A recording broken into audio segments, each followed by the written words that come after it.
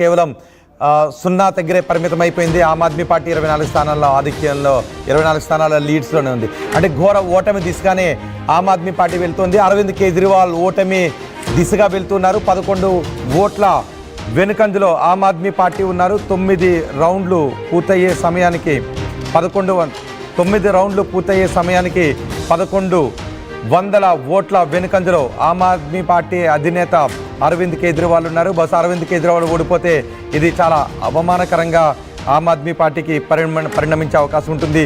Aam Aadmi party అధినేతపై విపరీతమైన, ఎందుకంటే ఆయనే ముఖ్యమంత్రిగా ఉన్నారు. ఆయన ముఖ్యమంత్రిగా ఉన్న సమయంలో పెద్ద ఎత్తున అవినీతి జరిగింది అంటూ బీజేపీ ఆరోపించింది.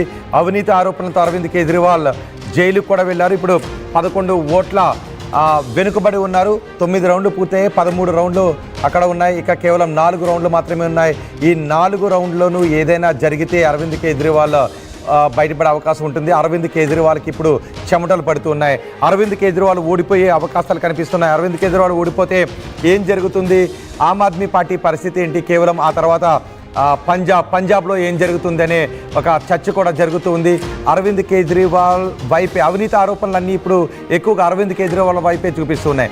ఆమ్ ఆద్మీ పార్టీ అవినీతిని అంతమొందిస్తాము అంటూ ఢిల్లీ ఎన్నికల్లో పోటీ చేసి 3 దఫాలుగా గెలుస్తూ వచ్చింది. 3 దఫాలకు అక్కడ ప్రమాణ స్వీకారం చేస్తూ వచ్చారు. ఇప్పుడు అవినీతి ఆరోపణలతో అరవింద్ కేజ్రీవాల్ కూడా జైలు పాలు కావడం, ఆమ్ ఆద్మీ పార్టీకి చెందిన ముఖ్య నేతలంతా కూడా జైలు పాలు కావడం, ఆమ్ ఆద్మీ పార్టీకి అవినీతి మరకలు అంటుకోవడం, తన చీపురుతో తాము తుడుచుకోలేని పరిస్థితి ఏర్పడటం.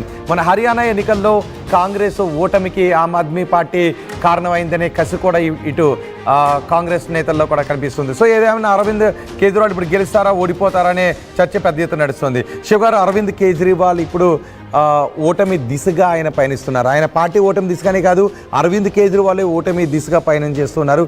ఏంటి అరవింద్ కేజ్రీవాల్ ఓడిపోతే ఎటువంటి అపవాదన కేజ్రీవాల్ మోయాల్సి వస్తుంది? సో అరవింద్ కేజ్రీవాల్ ఓటమి అంటే ముఖ్యమంత్రిగా ఉండి ఎవరు ఓడిపోలేని చాలామంది ఓడిపోయినారు. ఇదే ఢిల్లీలో షీలా దీక్షిత్ 15 సంవత్సరాలు ఉండి మంచి మనిషి. ఆమె మీద ఆరోపణలు లేవు. కాంగ్రెస్ పార్టీ మీద, కేంద్రంలో మన్మోహన్ సింగ్ మీద ఉన్నాయి, కానీ ఈమె మీద స్వయంగా ఏం లేవు. ఆమె కూడా 2013 ఎన్నికల్లో ఓడిపోయింది. ఇక్కడ కేజ్రీవాల్ కూడా దాదాపు ఐ థింక్ 13 రౌండ్లు కానీ 9 రౌండ్లు అయిపోయినాయి. 1170 ఓట్లు బిహైండ్ ఉన్నాడు. ఏ రౌండ్లో కూడా ఇంకొక 150-200 మెజార్టీ వచ్చింది లేదు. కాబట్టి మిగిలిన 4 రౌండ్లు అద్భుతం జరుగుద్దని ఆశించడానికి కొంచెం ఇది ఆశ్చర్యకరం, అంత జరగకపోవచ్చు. వ్యక్తి కేంద్రీకృత ఉన్న పార్టీల్లో నాయకుడే గనక ఓడిపోతే, ఎక్సెప్ట్ మమతా బెనర్జీ పార్టీ గెలిచి కూడా ఆమె ఓడిపోయింది. కానీ ఆమె పట్టు నిలుపుకుంది. ఎందుకంటే దానికి దగ్గరకు వచ్చే వాళ్ళు ఎవరూ లేరు. ప్లస్ ఆ రాష్ట్రంకు ఉన్న రాజకీయంలో దగ్గరలో బీజేపీ కానీ కాంగ్రెస్ కానీ లేదు. మమతాని పవర్ఫుల్ లీడర్గా ఉంది, మాస్ లీడర్గా ఉంది. ఈ పార్టీలలో వీళ్ళ పార్టీ అస్తిత్వమే ఉనికిలో పడుతుంది. మీకు ప్రధాన ఉదాహరణ మనం ఎవరితో చూసుకోవచ్చు? మాయావతితో చూసుకోవచ్చు. మాయావతి ఎంత పవర్ఫుల్గా వచ్చింది, ఎన్ని సీట్లు గెలిచింది, ఉత్తరప్రదేశ్కి సీఎంగా చేసుకెళ్ళింది. ఈరోజు మాయావతి భారతీయ రాజకీయ చిత్రం నుంచి మాయమైపోయిందని చెప్పాలన్నమాట. అది చెప్పడం ఇబ్బందిగా ఉన్నా అది వాస్తవమే. ఆమె ఎక్కడ కూడా మళ్ళీ గట్టిగా పుంజుకుంటుంది అన్నది ఎక్కడ కనపడట్లేదు.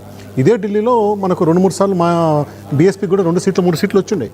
మనకు 2013 కన్నా ముందు జరిగిన ఎన్నికలు 2000 ఎన్నికలు కూడా బీఎస్పీ 2 సీట్లు గెలిచింది. ఇక్కడ అరవింద్ కేజ్రీవాల్ ఆయనకు పట్టు తప్పడానికి ఎక్కువ అవకాశం ఉంది. BJP is master in winnowing elections. BJP is master at splitting the parties. మనకు మహారాష్ట్రలో చూపిస్తుంది. సహజంగా 2 సార్లు అధికారంలో ఉన్న పార్టీపై సహజంగానే వ్యతిరేకత ఉంటుంది. కానీ ఇప్పుడు అవన్నీ పక్కన పెట్టి అరవింద్ కేజ్రీవాల్ ఓడిపోవటాన్ని ఒక పెద్ద నేరంగా, ఇది పెద్ద చారిత్రాత్మక సన్నివేశంగా చూస్తున్న పరిస్థితి ఎందుకు కనిపిస్తుంది? ఈ దేశాన్ని ఇన్ని సంవత్సరాలు పరిపాలించిన కాంగ్రెస్ పార్టీకి 0 సీట్లు వచ్చినప్పుడు కూడా మొదట్లో సర్ప్రైజ్ అయినా తర్వాత ఎవరు పెద్ద తీసుకోలేదు. కానీ ఇది నేరం అని కాదు. ఇదే షీలా దీక్షిత్ ఇంకోటి ఉంది, ఎక్కువ రోజులుంటే వ్యతిరేకత వస్తున్నది నిజం కాదు. ఉదాహరణకు మనకు ఇదే ఢిల్లీలో షీలా దీక్షిత్ 3 ఎన్నికలు గెలిచింది. 3 ఎన్నికలు గెలిచి చూపించింది. ఇది వాజ్పేయి హయాంలో, వాజ్పేయి హవా ఉన్న రోజుల్లో కూడా 98, 99లో వాజ్పేయి హవా ఉంది. ఆ రోజుల్లో కూడా ఆమె గెలిచింది కదా. వాజ్పేయి పిఎంగా ఉన్న 2 సార్లు ఆమె గెలిచింది. అలా ఏం కాదు, మీకు వచ్చిన అడ్మినిస్ట్రేషను, వ్యక్తిగతమైన లీడర్షిప్పే ప్రధాన కారణం. కేజ్రీవాల్ సార్ అదేమి నేరం ఏముంది, ఎన్నికల్లో గెలిపోవటం లేదని సహజమని చెప్తాము. కానీ కేజ్రీవాల్ స్ట్రాటజీ అనేది తప్పు స్ట్రాటజీ. భారత రాజకీయాల్లో అతను ఏకపక్షంగా దూకుడుగా వెళ్ళేసి ఎక్కడైతే గెలిచే అవకాశం ఉన్న ప్రతిపక్ష పార్టీగా కాంగ్రెస్ ఉందో అక్కడంతా ఇతను దెబ్బ కొట్టుకుంటూ వచ్చాడనేది అటు కాంగ్రెస్ పార్టీ కానీ అనలిస్టుల అభిప్రాయం కూడా అదే. ఇదే హర్యానాలో అతను కనుక తన బలాన్ని ఎక్కువ అంచనా వేసుకోకుండా అతను కాంగ్రెస్ ఓటమిని కోరుకున్నాడు. దేశవ్యాప్తంగా జాతీయ స్థాయిలో నేను కాంగ్రెస్ని రీప్లేస్ చేసి నేను ప్రధాన ప్రతిపక్షం అవుతాను అనుకున్నాడు. కనీసం ఉత్తరాదిలో ఉన్న రాష్ట్రాల్లో తన ఎగ్జిస్టెన్స్ వస్తుంది అనుకున్నాడు. గోవాలో అట్లా చేశాడు. గోవాలో కాంగ్రెస్కి 30 సీట్లు కానీ 28 సీట్లు వచ్చినాయి. 2 సీట్ల పక్కన మీద. ఉత్తరాఖండ్ అలాగే అయింది. పంజాబ్ చూసాం, ఇక్కడ చూసాం.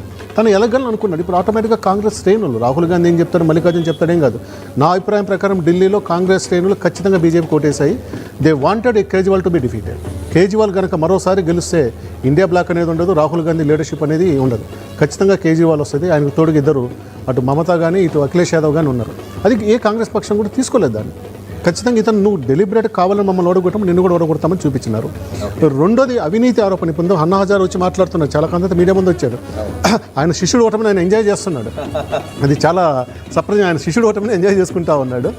సో ఒక్కసారి బీజేపీ సాధిస్తున్న ఈ విజయంపై బీజేపీ 46 స్థానాల్లో ప్రస్తుతం లీడ్లో ఉంది. ఆమ్ ఆద్మీ పార్టీ కేవలం 24 స్థానాల దూరంలో మాత్రమే ఆగిపోయింది. ఆమ్ ఆద్మీ పార్టీ ఘోరమైన వైఫల్యం దిశగా వెళుతుంది.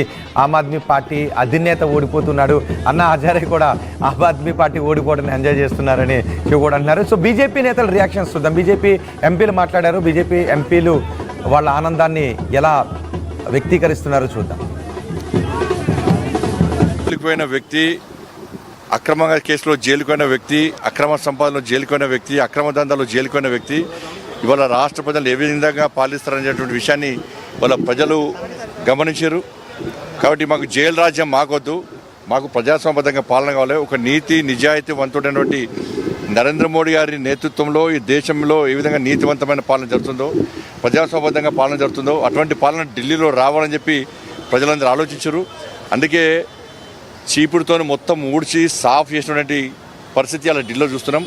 వారు వన్ సైడ్ విధంగా ఇలా భారతీయ జనతా పార్టీకి అనుకూలంగా ఇలా ఫలితాలు వస్తున్నాయి. తప్పకుండా నరేంద్ర మోడీ గారి నాయకత్వంలో, జేపీ నడ్డా గారి ఆధ్వర్యంలో, అమిత్ షా గారి యొక్క సూచనల మేరకు దేశవ్యాప్తంగా అన్ని రాష్ట్రాల్లో అతి త్వరలో భారతీయ జనతా పార్టీ ప్రభుత్వాలు ఏర్పడబోతుంది. పేద ప్రజల గుండె చప్పుడు అంత్యోదయ అనేటువంటి నినాదాన్ని పూర్తి స్థాయిలో ఆచరణలోకి తీసుకొస్తూ పేద బడుగు బలహీన వర్గాలతో పాటు మధ్యతరగతి కుటుంబాలు, మధ్యతరగతి ఉద్యోగస్తుల యొక్క ఆలోచన విధానానికి అనుకూలంగా మేము భారతీయ జనతా పార్టీ నాయకులం, కార్యకర్తలం నరేంద్ర మోడీ గారి నాయకత్వంలో పనిచేసినాం. కాబట్టి అక్కడ ఈ రకమైనటువంటి ఫలితాలు వచ్చినాయి. 3 దశాబ్దాల తరువాత ఢిల్లీలో ఉచితాలకు విరుద్ధంగా భారతీయ జనతా పార్టీని ప్రజలు గెలిపించినందుకు, నరేంద్ర మోడీ గారి నాయకత్వాన్ని బలపరిచినందుకు ఢిల్లీ जो बड़े नेता हैं वो कहीं ना कहीं डिफीट करते हुए दिखाई दे रहे हैं, लेकिन इसको लेकर पार्टी क्या विचार करेगी? विचार करेंगे तो बताएंगे आपको, जब विचार करेंगे। चलो भैया एक मिनट थोड़ा चलो मैं रिकॉर्डिंग में डाल दिया, ये हटा दूं। मनीष सिसोदिया 600 वोट से हारे। రైట్, అది మనీష్ సిసోడియా. మీరు విజువల్లో చూస్తున్నారు. మాజీ ఉప ముఖ్యమంత్రి ఢిల్లీకి సంబంధించి ఢిల్లీ లిక్కర్ స్కామ్ లో మరొక కీలక వ్యక్తి జైల్లో ఉన్నారు. ఆయన కూడా పోటీ చేశారు, కానీ ఓటమిని చవి చూసిన పరిస్థితి దాదాపుగా. ఎందుకంటే అక్కడ సిచ్యువేషన్ చూసుకుంటే కనుక మరి ముఖ్యంగా మనీష్ సిసోడియాకి సంబంధించి ఆయన కౌంటింగ్ కేంద్రం నుంచి వెళ్ళిపోతున్న విజువల్స్ మీరు చూస్తున్నారు ఆర్టీవీ స్క్రీన్ మీద. జంగ్పురా నుంచి ఆయన కంటెస్ట్ చేశారు. జంగ్పురా నుంచి ఆయన పోటీలో నిలిచారు, కానీ ఆయన కూడా ఓటమిని చవి చూస్తున్న పరిస్థితి అంటూ కూడా తెలుస్తుంది. ఒకసారి విజువల్స్ మీరు చూస్తున్నారు. మనీష్ సిసోడియా ఆయన కౌంటింగ్ కేంద్రం నుంచి వెళ్ళిపోతున్నారు. కౌంటింగ్ కేంద్రం నుంచి వెళ్ళిపోతున్న విజువల్స్ మీరు చూస్తున్నారు ఆర్టీవీ స్క్రీన్ మీద. జంగ్పురా దగ్గర ప్రెసెంట్ ఆయన అక్కడి నుంచి వెళ్ళిపోతున్న సిచ్యువేషన్, జంగ్పురా దగ్గర సిచ్యువేషన్ ఎలా ఉంది, దాంతోపాటు ఎన్ని ఓట్ల తేడాతో ఆయన వెళ్ళిపోతున్నారు అనేది కూడా ఒకసారి తెలుసుకునే ప్రయత్నం చేద్దాం. ప్రస్తుతం అయితే మాత్రం సినారీ మీరు చూస్తున్నారు. జంగ్పురా నుంచి ఇటు ఆయన వెళ్ళిపోతున్నారు. అక్కడి నుంచి వెళ్ళిపోతున్న సినారీ దాదాపుగా రౌండ్లు పూర్తవుతున్న పరిస్థితి. ఇప్పటికే ఆధిక్యంలో కొనసాగుతుంది భారతీయ జనతా పార్టీ. భారతీయ జనతా పార్టీ తన ఆధిక్యాన్ని కనబరుస్తోంది. అటు వికాస్పురి కావచ్చు, ఉత్తమ్ నగర్ కావచ్చు, ద్వారకా కావచ్చు, ఇన్ఫాక్ట్ మత్యాల కావచ్చు, ఇవన్నీ చోట్ల కూడా. రైట్, బ్రేకింగ్ న్యూస్ చూస్తున్నారు. ఢిల్లీ ఎన్నికల్లో తొలి ఫలితం రికార్డ్ అయింది. కొండే నియోజకవర్గంలో ఆమ్ ఆద్మీ పార్టీకి సంబంధించి కొండే నియోజకవర్గంలో ఆమ్ ఆద్మీ పార్టీ అభ్యర్థి కుల్దీప్ గెలుపొందారు. బీజేపీ అభ్యర్థి ప్రియాంక గౌతమ్ పై కుల్దీప్ విజయాన్ని సాధించారు. 6,000కు పైగా ఓట్ల తేడాతో కుల్దీప్ తన గెలుపుని నమోదు చేసుకున్నారు. ఇటు ఢిల్లీ ఎన్నికల్లో తొలి ఫలితం నమోదైన పరిస్థితి. ఢిల్లీ ఎన్నికలకు సంబంధించి ఢిల్లీ ఎన్నికల్లో తొలి ఫలితం నమోదైంది. బీజేపీ అభ్యర్థి ప్రియాంక గౌతమ్పై 6,000 ఓట్లకు పైగా కుల్దీప్ గెలవడం జరిగింది. ఆ అంశానికి సంబంధించి బ్రేకింగ్ న్యూస్ చూస్తున్నారు. కమలం వికసిస్తోంది అక్కడ, ఎందుకంటే ఇప్పటికీ 46 స్థానాలు ఆధిక్యంలో కొనసాగుతోంది. 24 స్థానాల్లో ఆమ్ ఆద్మీ పార్టీ ఆధిక్యంలో కొనసాగితే 24లో ఒక స్థానంలో ఆమ్ ఆద్మీ పార్టీ గెలుపును నమోదు చేసుకుంది. తొలి విజయం నమోదైంది. ఢిల్లీలోని తొలి విజయం నమోదైన సిచ్యువేషన్ మీరు చూస్తున్నారు ఆర్టీవీ స్క్రీన్ మీద. మరి ముఖ్యంగా ఇక్కడ ఇన్ఫాక్ట్ జంగ్పురా గురించి మాట్లాడుకుంటే, జంగ్పురాకి వెళ్లే ప్రయత్నం చేస్తున్నాం. జంగ్పురా నుంచి కొద్దిసేపటి క్రితం మనీష్ సిసోడియా అక్కడి నుంచి అంటే కౌంటింగ్ కేంద్రం నుంచి బయటకు వచ్చేస్తారు. కౌంటింగ్ కేంద్రం నుంచి బయటకు వస్తున్న సందర్భంలో ఒకసారి విజువల్ చూస్తాం. విజువల్స్ మీరు చూస్తున్నారు. మొత్తం 70 సీట్లకు గాను భారతీయ జనతా పార్టీ 46 స్థానాల్లో ఆధిక్యంలో కొనసాగుతోంది. ఆమ్ ఆద్మీ పార్టీ 24 స్థానాల్లో ఆధిక్యంలో ఉంది. ఇటు అరవింద్ కేజ్రీవాల్ కి సంబంధించిన ఇంపాక్ట్ మీరు చూస్తున్నారు. మనతో పాటు పొలిటికల్ అనలిస్ట్ శివరాచార్య కూడా కంటిన్యూ అవుతున్నారు. శివరాచార్య గారు, ఇది ఆమ్ ఆద్మీ పార్టీ ఊహించింది అనుకోవాలా, లేకపోతే భారతీయ జనతా పార్టీ తన అడుగుల్ని సమర్థవంతంగా వేసింది అనుకోవాలా? ఏ పార్టీ కూడా మేము ఓడిపోతామని చెప్పి అధికార పార్టీలు, ప్రతిపక్షాలు కదా, అధికార పార్టీలు అనుకోవు. సో అరవింద్ కేజ్రీవాల్ చాలా కాన్ఫిడెంట్గానే ఉన్నారు. ఆమ్ ఆద్మీ పార్టీ కూడా బాగానే పనిచేసుకుంటూ వచ్చినారు. అయితే బీజేపీ అనే దానికి ఉన్న గ్రౌండ్ పల్స్ ఆమ్ ఆద్మీ పార్టీకి లేదు. బీజేపీ పార్టీకి గ్రౌండ్ పల్స్ తెలుసు. వాళ్ళు ఒక వ్యూహాత్మకంగా దాదాపు సంవత్సరం ముందు నుంచే వాళ్ళు పనిచేసుకుంటూ వచ్చినారు. ఎక్కడ ముఖ్యమైన నాయకులను మార్చుకుంటూ వచ్చినారు, ఎక్కడ డోర్ టు డోర్ క్యాంపెయిన్ చేయాలి అవంతా చేసుకుంటూ వచ్చినారు.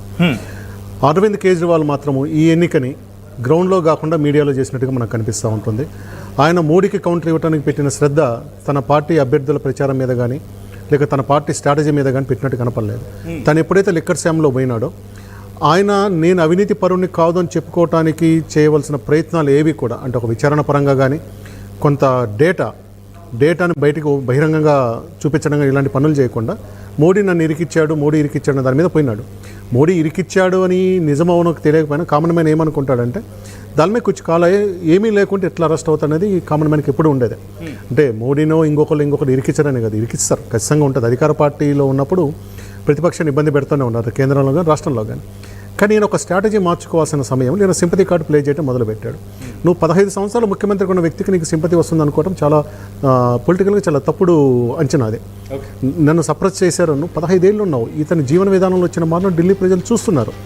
మొదటి ఎన్నికల్లో 2013లో కానీ 15లో కానీ ఏ విధంగా అయితే వ్యాగనర్ కార్లో తిరిగారు, ఒక డబుల్ బెడ్ హౌస్లో తిరిగారు, తన భార్య జీతం మీద బతుకుతానని చెప్పినారు. ఆటోమేటిక్గా మార్పు కనిపిస్తుంది. ఇప్పుడు సుష్మాల గురించి బాగా ప్రచారం జరుగుతున్నప్పుడు ఇతను ఆన్సర్ చేసుకోవాల్సింది. ఇంత సామాన్యుడానికి అది నీ సొంత బిల్డింగ్ కాకపోవచ్చు. ఇక్కడ తెలంగాణలో కూడా ప్రగతి భవన్ కేసీఆర్ గారు సొంత బిల్డింగ్ ఏం కాదు కదా. అయినా మీద దాని మీద ప్రచారం జరుగుతున్నప్పుడు నీకు ఎందుకంత లగ్జరియస్ బిల్డింగ్ అనే దాన్ని జరుగుతున్నప్పుడు దాన్ని నేను అర్థం చేసుకొని ఉండాల్సింది. అలా చేసుకోకుండా ఆయన నా మీద మోడీ ఆరోపణ చేస్తున్నారన్న ఉద్దేశంలో పోయినారు తప్పితే. మరోవైపు బీజేపీ గత సంవత్సర కాలంగా ఆప్ ఎమ్మెల్యేలు ఉన్న ఒక్క నిమిషం అండి, లక్ష్మీనగర్ బీజేపీ అభ్యర్థి అభయ్ వర్మ మాట్లాడుతున్నారు. లైవ్ చూద్దాం. आदरणीय नरेंद्र मोदी जी की है, उनके आशीर्वाद से दिल्ली वालों ने तय किया है कि भाजपा की सरकार बनेगी और लक्ष्मीनगर विधानसभा की जनता और हमारे कार्यकर्ताओं ने मुझे भरपूर प्यार दिया है, जिसका परिणाम पिछले बार से कोई 10 गुना ज्यादा वोटों से मैं जीत के आया हूँ। कितने वोट जीते हैं आप? अभी सर्टिफिकेट मिला नहीं है। 7,000 से ऊपर की जीत है, लगभग 7 और 8,000 के बीच की जीत है।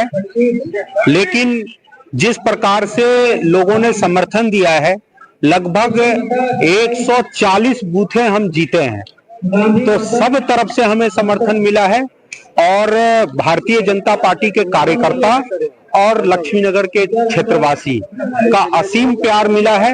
मैं उनका हृदय से आभार व्यक्त करता हूं और अभिनंदन भी करता हूं। जो विकास की गति लक्ष्मीनगर में चल रही थी अब दोगुने रफ्तार से चलेगी, क्योंकि सरकार हमारी बनने वाली है। రైట్, అది ఆయన చెబుతోంది.